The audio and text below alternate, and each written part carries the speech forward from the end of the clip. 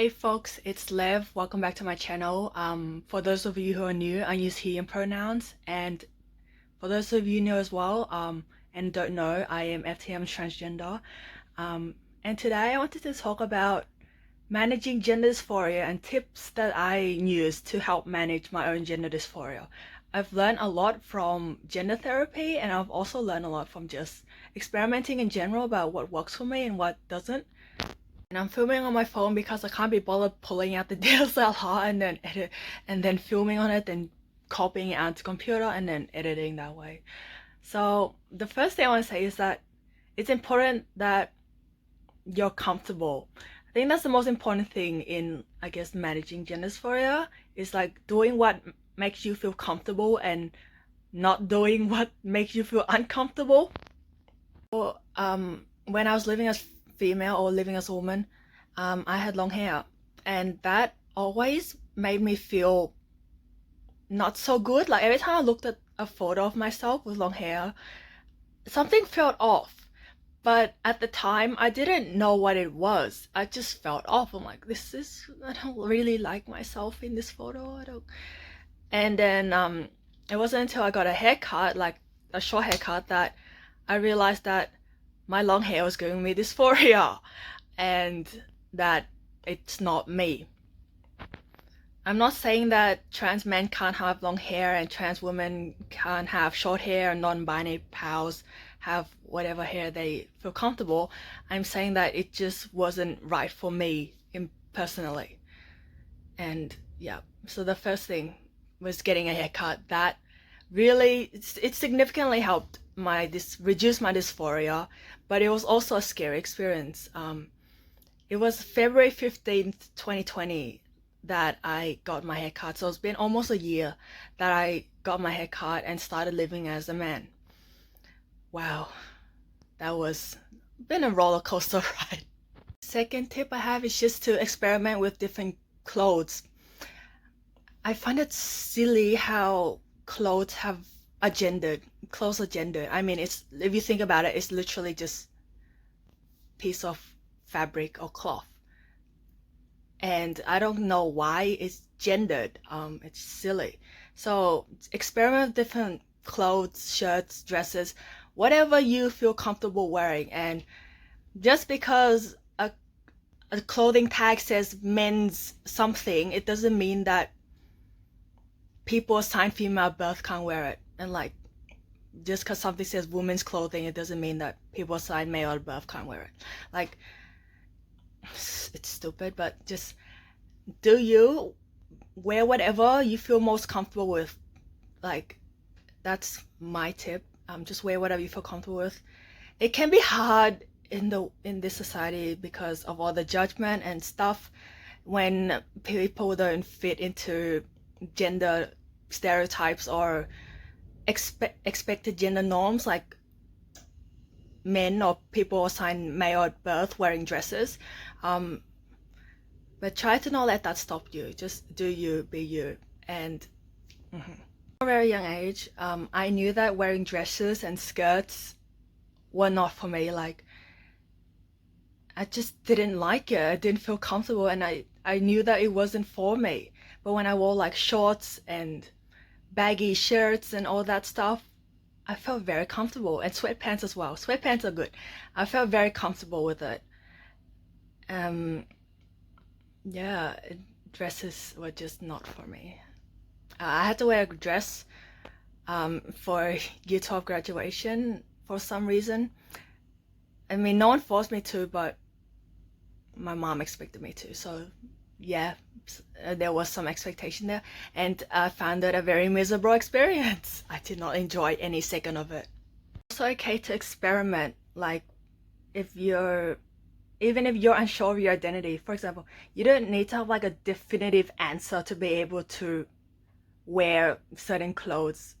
You don't have to know exactly who you are to wear certain clothes or try different things that may make you feel more comfortable being in your own skin. Next tips more for people assigned female at birth. I have chest dysphoria. I have very bad chest dysphoria, and it's usually worse in summer because I'm not wearing like a million layers of clothes, and it's more visible. So something I do is wear hoodies. Hoodies are very good cover up. um I remember at the end of 2019 I wore hoodies in summer in like 30-degree weather, just so I could cover up my chest and I wouldn't feel dysphoric. Basically suffered burning internally because of the heat, just so I don't feel dysphoric. Yeah, but you could also wear like baggy shirts, baggy clothing. That really helps me as well. Backpacks are my worst enemy. Backpacks are my worst enemy when it comes to this chest dysphoria, because it just makes it stick out and it doesn't help. So I don't wear backpacks. I bring backpacks with me, but I carry it using my hand. I don't wear it. Or I carry my hand or wear it over one shoulder. That's how I do backpacks. So that's another tip for you folks. Don't wear backpacks if it gives you dysphoria because of the chest popping out. If you don't want to carry a backpack, just bring the essentials to wherever you're going to. Like maybe get some shorts or pants that have pockets. I recently bought a shorts with like large side pockets at the end of last year, and it's been very useful. I just put my wallet, my phone, my keys in there, and I just carry a water bottle in my hand when I'm going out somewhere close. I don't carry a backpack with me. That really helps. There are clothes that have pockets, so that's also another tip. Get clothes with pockets, and then you can avoid backpacks. This is similar to the experimental clothes one, but try different pronouns. So if you're being referred to as she, her, or he, him, and you don't feel comfortable with that, it's okay to experiment with pronouns. And like I said, you don't have to have a definitive answer to who you are. You don't have to be like, okay, I'm a trans man, so I use he and pronouns. Like, it's okay to try different pronouns even if you're unsure of your identity. Like, you don't need to have a fixed label in order to use the pronouns that you feel comfortable with. That's what I'm trying to say. Yes, again, you don't have to have a fixed label to who you are to use the pronouns that you feel comfortable with. And it's okay if you feel comfortable with one set of pronouns at one point in your journey, and then later realize, oh, I don't really feel comfortable with this, I'm going to use these other pronouns. That's okay as well. Like, you don't have to have the answers to like your entire life. Like, it's okay to try things, and if it doesn't work, then try something else. And if that doesn't feel comfortable, you may try pronouns, not like it, try different pronouns, but then later in your journey realize that the pronouns you used originally are right for you, and that's also okay. Like, there is no like wrong, because we're all living our journeys and we don't have all the answers, and we're just learning as we go. And that's okay with pronouns as well. And if people around you don't support it, or like they just straight up misgender you intentionally and they don't want to use your chosen pronouns, then I'd say don't surround yourself with those people. Because people who are real, like people who truly care about you, value you, they will not intentionally misgender you at all. Accidents do happen. It can take time for pals and folks to get used to new pronouns, but if people are not making an effort, then that's more a reflection of who they are as a person rather than who you are as a person. Another thing I did was change my name, and this may not apply to all of you folks. It really depends on the individual and your individual circumstance and how you feel about your name. But after living as trans for 8 months, I realized that I didn't want to go with my birth name anymore, and I felt dysphoric when people referred to me by my birth name. And so I changed my name to Lev and started going by Lev. And it's since August 2020, so it's like almost 6 months. And I'm intending on getting my legal name changed as well. But yes, name as well, similar to pronouns. Like, if you don't feel comfortable with your birth name and people referring to you by your birth name, you can always experiment with names as well. Again, you don't have to have a fixed answer to something to try different names if you don't feel comfortable with your birth name. And in my experience, it's taken time to get used to. Even for me, like after being called my birth name my whole life, it's new to me to be referred to as Lev, and I had to get used to that whole process as well.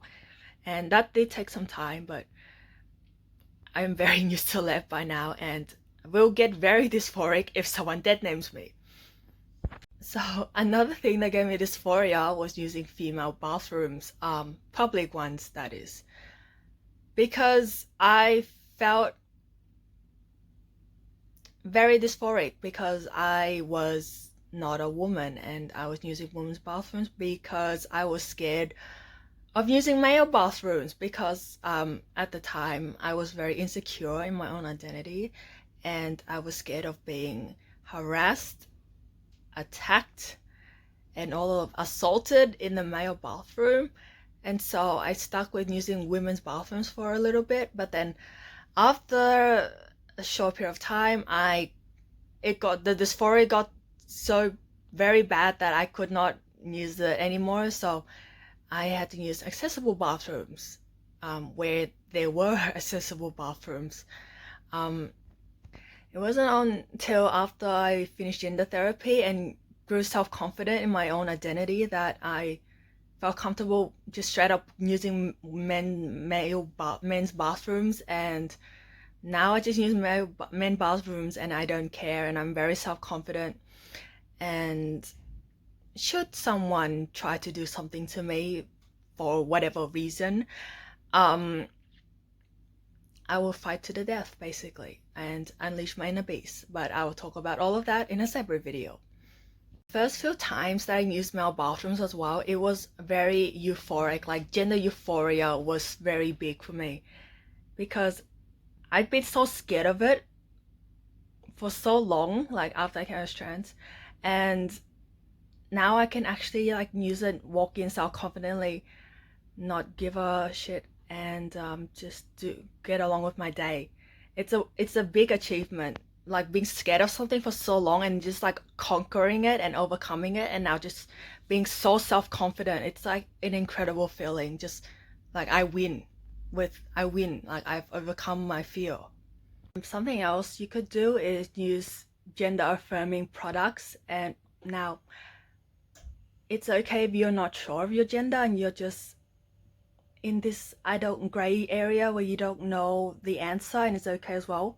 You can use products that are, let's see, affirming to how you feel about yourself. So if you feel more gravitated towards masculinity and feel more comfortable using masculine products, or the male gendered products, which is like more masculine stuff, go for it. If you are more drawn to using feminine products and things that are typically for like the female gender, why do I keep saying male and female? I should say man and woman, because male and female are biological terms. If you're more gravitated towards like using women's products or things that are more feminine, go for it.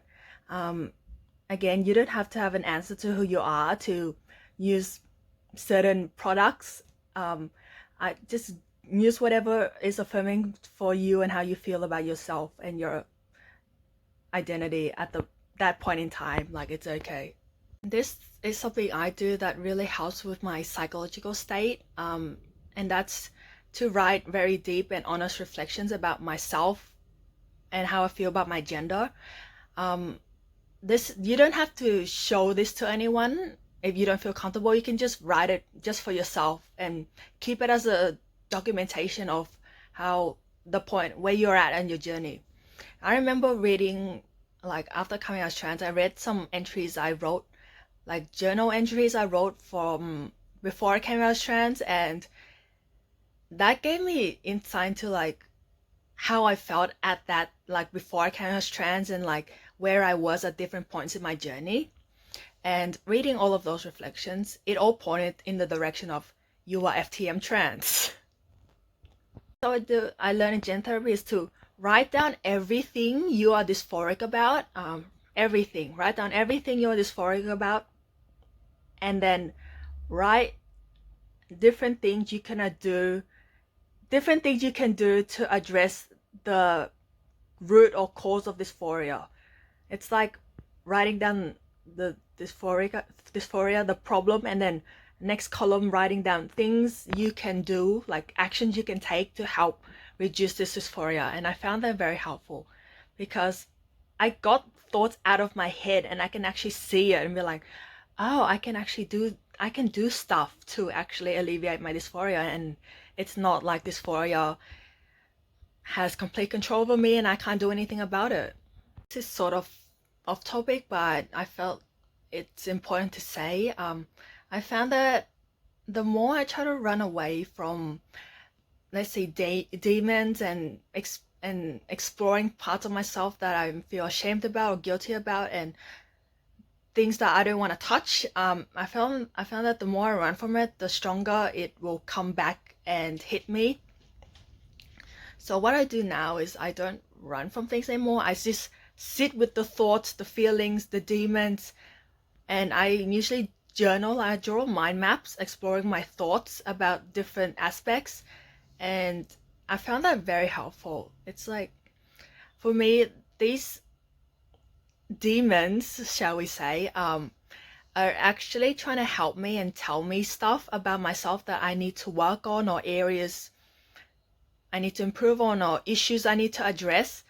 It doesn't present itself in the most nicest way, but in the end, it's telling me stuff that's important and stuff that I need to take action to work on. Not easy sitting in the dark with my deepest thoughts, fears, and feelings, and all of that baggage, but it's necessary for my growth. And I want to say too that it's okay to seek professional support with this.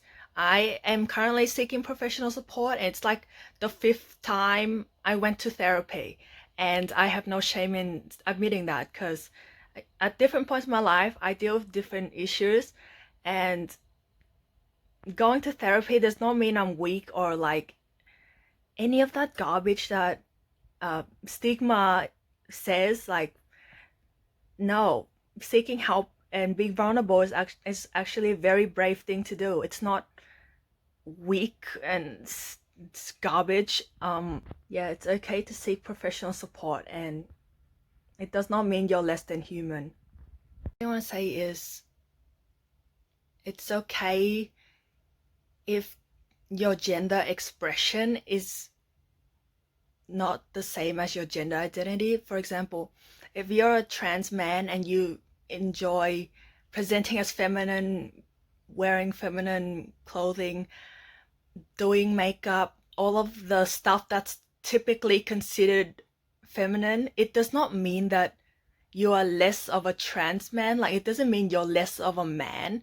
If you're a trans woman, you enjoy presenting as masculine, and that feels most comfortable for you. You just owning it when you present as masculine, and it feels right for you. It does not mean you're less of a woman. If you're non-binary and you don't present as androgynous, it does not mean that you are less than, like, okay, how do I explain this? It doesn't mean that your identity is invalid just because the way you present yourself may not align with your identity at the core. The way I see it is, our identity is like, it's who we are. Like, nothing will change that. No matter what I do, nothing's gonna change the fact that I'm a trans man. If I present as feminine, that's not going to change the fact that I am a trans man. If I use feminine products, it does not change the fact that I'm a trans man. So basically, it's okay to just present yourself, do what feels most comfortable for you, and it doesn't mean that your identity is invalid, or that whatever the way you express yourself, it doesn't mean that your identity is less valid just because it's not aligned with what's typically expected of that particular gender. Or yeah, so you, be you, do whatever's most comfortable for you, live your truth, and anyone who does not support that can leave and never come back into your life, because you folks, I don't need those people in my life. You folks don't need toxic, unsupportive people in your life. And I can promise you, there will be a community of support out there for you. And there will be people in this world who will accept and love you unconditionally for who you are. And it may not be easy finding these folks, but I promise you there will be people out there willing to support you and love you just for being you. And you don't have to change a single thing about yourself for them to accept you. That's all, folks.